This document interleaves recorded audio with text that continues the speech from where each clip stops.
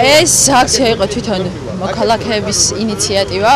ჩვენ ხას უჭერთ და სოლიდარობას უცხადებთ უკრაინელებს. გამძლეობას უსურვებთ მას და ვთვლით, რომ ის პროცესები, რაც დღეს უკრაინაში ხდება, ძალიან მნიშვნელოვანია, არა მხოლოდ უკრაინისათვის, ძალიან მნიშვნელოვანია ზოგადად დემოკრატიული ცივილიზაციისათვის. ამიტომაც ჩვენ გვინდა ვუსურვოთ მათ ხნეობა და სოლიდარობას უცხადებთ კიდევ ერთხელ მათ. მრავალი მიზეზი მაქვს, რომ მხარი დაუჭირო უკრაინელების ბრძოლას და წინსვლას ევროპული გზით.